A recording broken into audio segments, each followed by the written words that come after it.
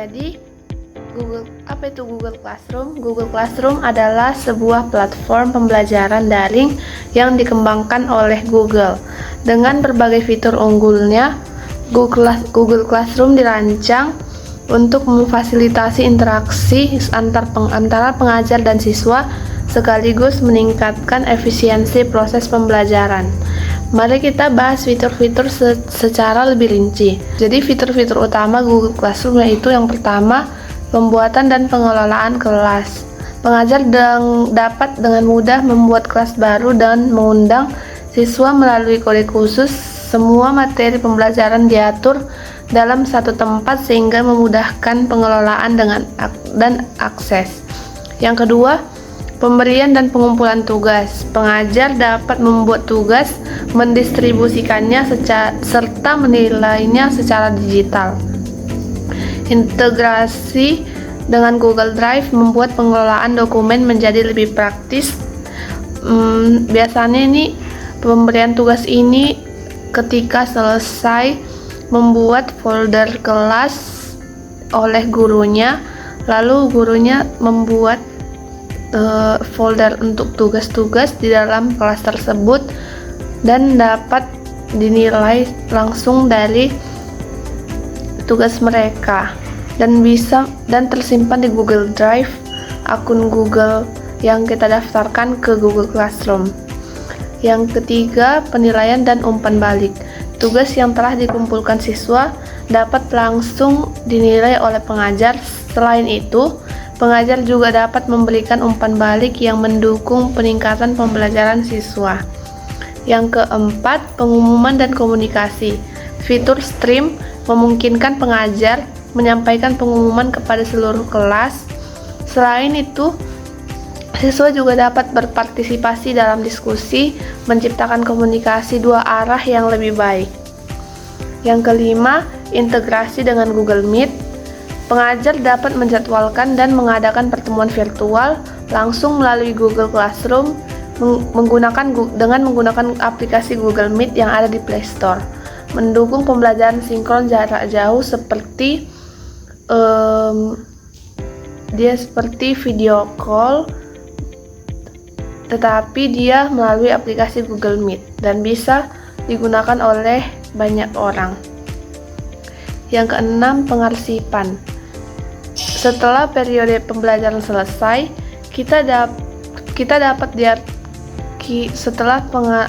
periode pembelajaran selesai, kelas dapat diarsipkan. Dengan fitur ini, materi tetap tersedia sebagai referensi tanpa memenuhi tampilan utama dashboard. Jadi misalnya setelah pembelajaran kelas selesai, kelas dapat diarsipkan, dia terdapat di bagian pinggir paling bawah untuk pengarsipan kelas. Yang ketujuh, aplikasi seluler. Google Classroom tersedia untuk perangkat iOS dan Android. Hal ini memungkinkan pengajar dan siswa mengakses platform kapan saja dan di mana saja dengan mudah. Yang kedelapan, laporan originalitas atau originality report. Jadi bagian ke-8 ini, fitur ini membantu mendeteksi plagiarisme dengan membandingkan tugas siswa terhadap sumber online, memastikan integritas akademik. Dengan demikian, integritas akademik dapat terjaga. Yang ke-9, integritas kalender. Tugas dan acara yang dijadwalkan secara otomatis ditambahkan ke Google Calendar, membantu siswa dan pengajar dalam mengelola waktu dan tenggat waktu yang lebih efisien.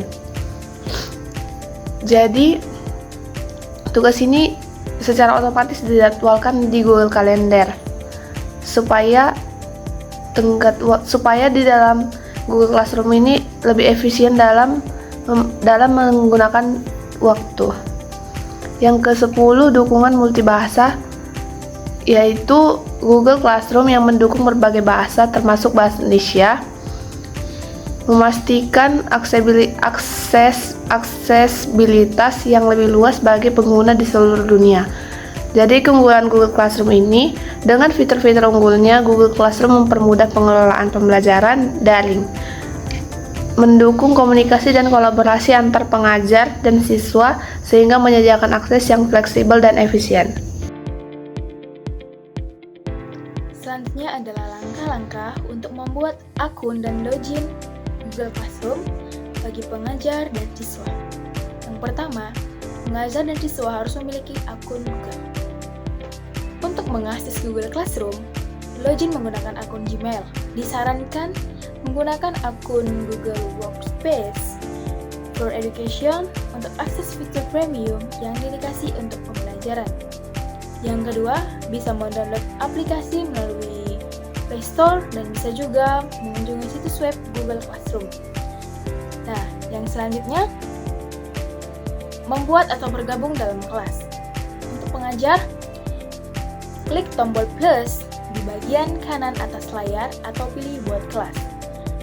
Dan masukkan detail kelas seperti nama kelas, bagian, subjek kelas atau mata pelajaran, dan ruang kelas. Dan selanjutnya, setelah kelas dibuat, Classroom akan menyediakan kode kelas yang dapat dibagikan kepada siswa untuk bergabung.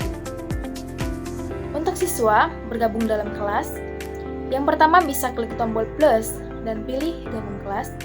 Yang kedua, masuklah mengkode menggunakan kode kelas yang diberikan oleh pengajar.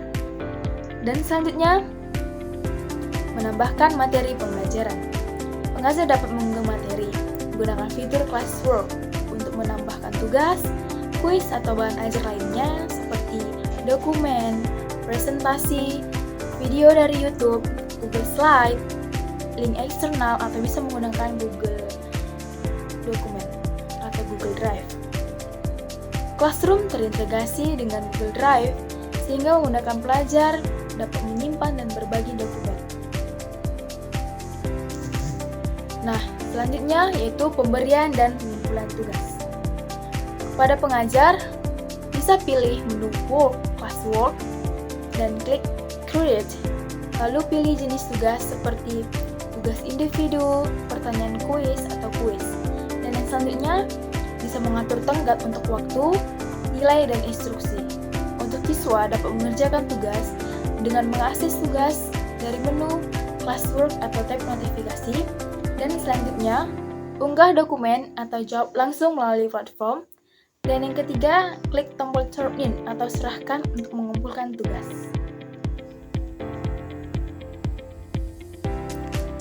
Yang kelima ada memberikan penilaian dan umpan balik. Pengajar memeriksa tugas. Yang pertama, pilihlah tugas dari menu Classwork. Lalu yang kedua, gunakan komentar atau markup langsung di dokumen siswa terintegrasi dengan Google Dokumen, Google Docs. Yang ketiga, masukkan nilai dan umpan balik pada kolom yang tersedia.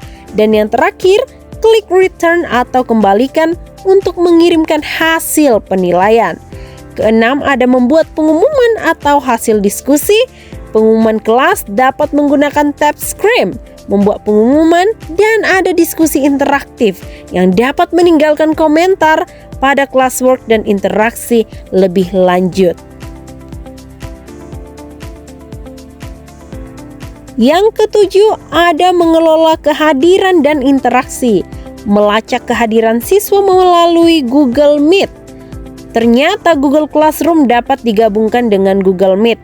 Jadi dapat terabsensi langsung, jadi bisa juga terotomatis dari Google Meet.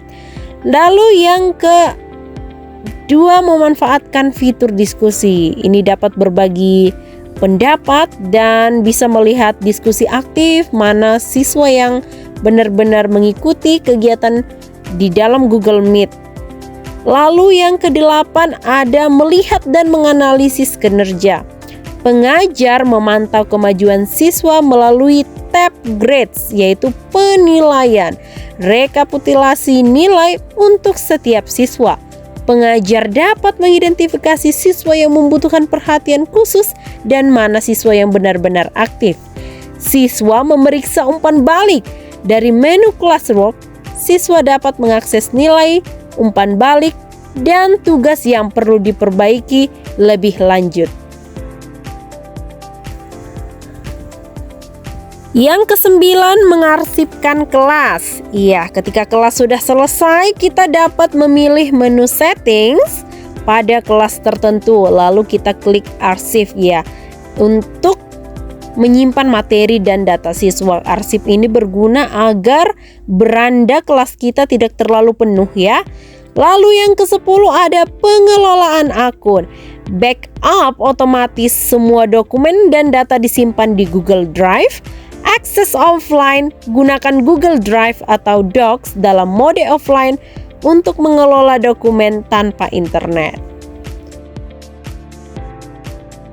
Nah, di sini ada yang muncul ketika ingin membuat kelas pada Google Classroom. Nah, inilah yang muncul ketika pertama kali kita ingin membuat kelas pada Classroom, yaitu terdapat nama kelas di atas dan ada bagian yang harus diisi, mungkin deskripsi dan mata pelajaran dan juga ruang. Mungkin bagian ini bisa juga kita isi dengan nama guru atau nama si pengajar ya, kita katakan. Selanjutnya,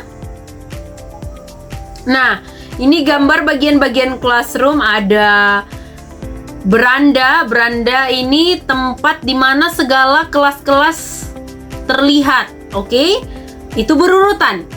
Yang kedua ada kalender. Nah, kalender ini menentukan kita tugas apa yang telah kita selesaikan, tugas apa yang belum diselesaikan, tugas apa yang sedang tenggat, dan tugas apa yang baru diberikan. Oke, ada juga kelas mengajar. Ini yang untuk pengajar. Ada juga yang kita yang harus mendaftarkan sebagai kita yang diajar.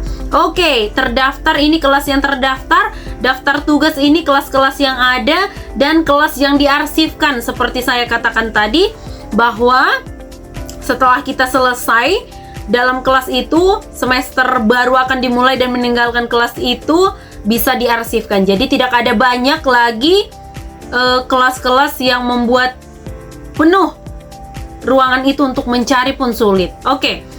Yang terakhir ada setelan. Ya, pasti kita tahu untuk setelan ini untuk mengontrol, mengatur ya, mengatur bahasa, mengatur notifikasi, mengatur apa segala yang membutuhkan informasi dari Google Classroom ini. Nah, di sini ada contoh ditugaskan, belum diserahkan, dan selesai. Nah, ditugaskan ini belum diserahkan, selesai. Jadi terdapat ada keterangan semua kelas, ada juga batas waktu, dan ada yang tidak ada batas waktu, ada yang selesai lebih awal, dan ada bahkan minggu ini, jadi minggu lalu dan minggu awal. Jadi ada dia tugas-tugas yang sedang kita selesaikan di per tanggal atau kalender tersebut.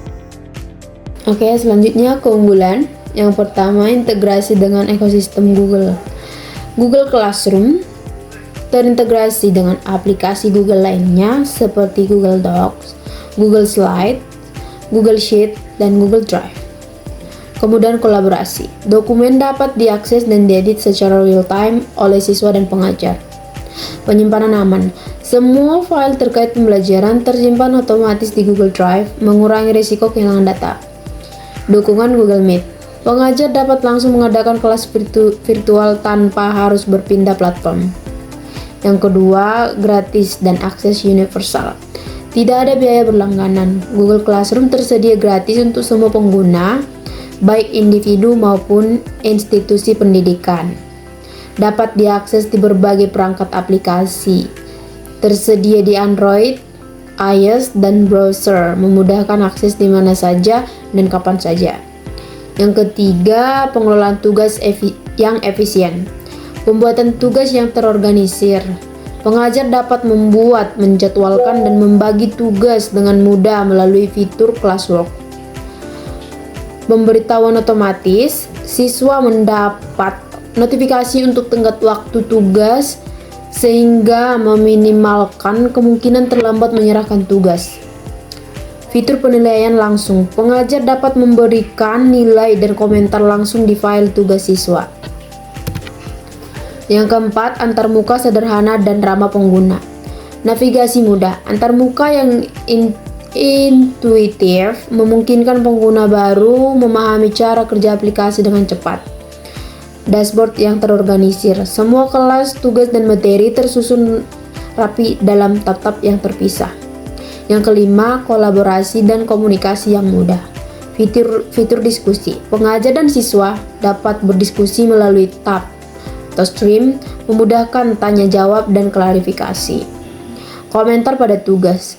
Siswa dapat meninggalkan pertanyaan di tugas tertentu dan pengajar dapat memberikan respon langsung. Yang keenam, penghematan waktu dan sumber daya. Tanpa kertas atau paperless, semua tugas, materi, dan penilaian dilakukan secara digital, mendukung keberlanjutan lingkungan. Otomatis proses. Fitur seperti pemberian nilai otomatis untuk kuis membantu pengajar menghemat waktu. Yang ketujuh, fitur analisis dan pelaporan. Rekap nilai. Pengajar dapat melacak perkembangan siswa melalui tab grades yang memuat nilai semua tugas. Umpan balik personal. Pengajar dapat memberikan komentar pribadi pada setiap tugas siswa untuk membantu perkembangan mereka. Yang kedelapan, fitur keamanan dan privasi. Kontrol pengajar. Hanya pengajar yang dapat mengelola kelas dan menambahkan siswa, menjaga keamanan akses. Kebijakan privasi. Google mematuhi regulasi seperti GDPR untuk melindungi data pengguna. Yang kesembilan, fleksibilitas dalam pengajaran. Mendukung pembelajaran asinkron dan sinkron. Pengajar dapat mengatur kelas untuk pembelajaran langsung atau real time melalui Google Meet dan pembelajaran mandiri dengan materi dan tugas yang dijadwalkan. Customizable. Kelas dapat disesuaikan dengan kebutuhan mulai dari pengaturan dan pelajaran hingga metode evaluasi. Selanjutnya yang ke-10, dukungan multibahasa. Google Classroom mendukung berbagai bahasa termasuk bahasa Indonesia, sehingga lebih inklusif untuk pengguna di berbagai wilayah. Yang ke-11, skala yang luas. Selanjutnya kita masuk pada kelemahan Google Classroom. Kelemahan yang pertama, keterbatasan dalam personalisasi. Antarmuka standar. Desain Google Classroom cenderung seragam tanpa banyak opsi untuk personalisasi tampilan ataupun pengaturan kelas sesuai kebutuhan individu pengajar ataupun institusi. Selain itu, kurangnya fitur penyesuaian. Pengajar tidak dapat mengatur layout dashboard kelas sesuai preferensi atau memberikan tema yang lebih menarik untuk meningkatkan motivasi siswa. Kelemahan yang kedua, tidak adanya fitur terintegrasi untuk video pembelajaran langsung. Ketergantungan pada Google Meet. Meskipun Google Classroom mendukung integrasi dengan Google Meet, fitur ini tidak langsung tersedia dalam aplikasi Google Classroom itu sendiri. Pengajar harus berpindah aplikasi untuk mengadakan kelas video langsung yang dapat mengganggu proses kerja. Selain itu, kurangnya pengaturan interaktif mengakibatkan tidak adanya opsi bawaan untuk kuis langsung atau fitur polling selama sesi video, sehingga mengurangi interaktivitas pembelajaran sinkron. Kelemahan yang ketiga, terbatasnya fitur analitik dan pelaporan. Data kinerja yang sederhana, fitur pelacakan nilai dan aktivitas siswa di Google Classroom cukup terbatas, hanya memberikan data dasar seperti nilai tugas dan daftar kehadiran. Selain itu, tidak adanya analisis mendalam. Tidak ada fitur bawaan untuk menganalisis tren performa siswa seperti tingkat kesulitan soal tertentu ataupun statistik kesalahan yang dapat membantu pengajar menyesuaikan strategi mengajar. Kelemahan yang keempat, koneksi internet yang stabil diperlukan. Google Classroom tidak sepenuhnya offline friendly. Meskipun beberapa file dapat diakses offline melalui Google Drive, fitur utama seperti pengiriman tugas, akses kelas, dan diskusi memerlukan koneksi internet yang stabil. Hal ini menjadi tantangan bagi siswa di daerah dengan akses internet terbatas. Kelemahan yang kelima, kurangnya fitur komunikasi yang komprehensif. Diskusi yang kurang terstruktur. Tag stream seringkali menjadi kurang terorganisir, terutama jika banyak pengajar dan siswa memposting komentar ataupun pertanyaan. Hal ini menyulitkan untuk menemukan informasi tertentu. Tidak adanya fitur chat langsung. Google Classroom tidak menyediakan fitur chat langsung antar siswa atau antara siswa dan pengajar, membatasi komunikasi yang cepat dan efektif. Kelemahan yang keenam, Google Classroom tidak mendukung semua jenis penilaian. Fitur penilaian yang terbatas. Penilaian di Google Classroom lebih cocok untuk tugas berbasis teks atau dokumen. Untuk tugas berbasis proyek, presentasi, atau seni visual, pengajar sering berkesulitan menyesuaikan kriteria penilaian.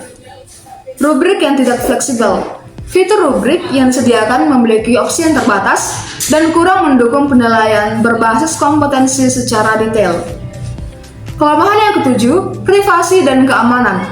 Kontrol data terbatas. Meskipun Google mematuhi standar keamanan seperti GDPR, pengguna sering khawatir tentang bagaimana data pribadi siswa dan pengajar dapat disimpan dan digunakan.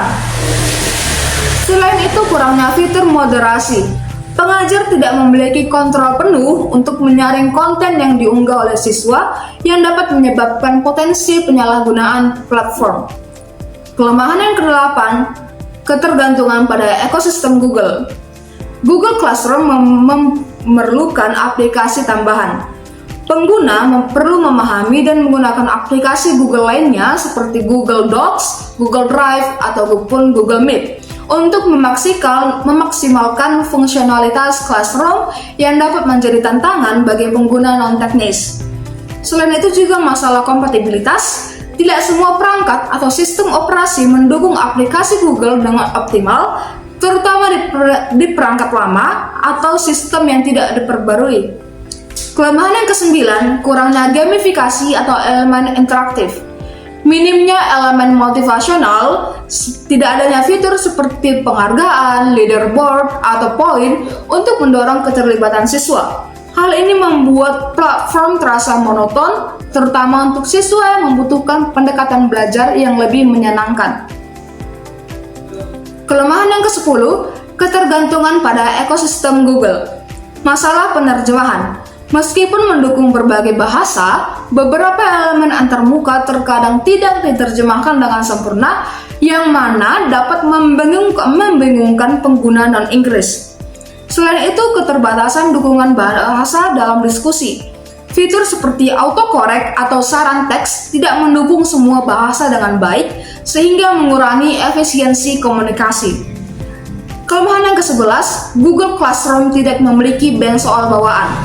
Pengelolaan soal yang terbatas mengakibatkan pengajar harus membuat soal secara manual setiap kali memberikan tugas ataupun kuis. Tidak ada fitur bawaan untuk menyimpan, mengelola, atau mendaur ulang bank soal dari tugas-tugas sebelumnya. Kelemahan yang ke-12, tantangan untuk pengguna baru. Kurva belajar. Yang dimaksud, pengguna baru, terutama yang kurang terbiasa dengan teknologi, sering membutuhkan waktu untuk memahami cara menggunakan platform secara efektif. Selain itu, minimnya panduan interaktif. Meskipun ada dokumentasi, panduan langsung atau tutorial dalam aplikasi tidak cukup membantu bagi pengguna dengan keterampilan teknis rendah. Kesimpulan, Google Classroom adalah platform pembelajaran yang kuat, tetapi seperti teknologi lainnya memiliki kekurangan yang perlu diperhatikan. Dengan pemahaman terhadap keterbatasan ini, diharapkan pengajar dapat mencari solusi alternatif atau mengintegrasikan alat tambahan untuk meningkatkan pengalaman belajar siswa.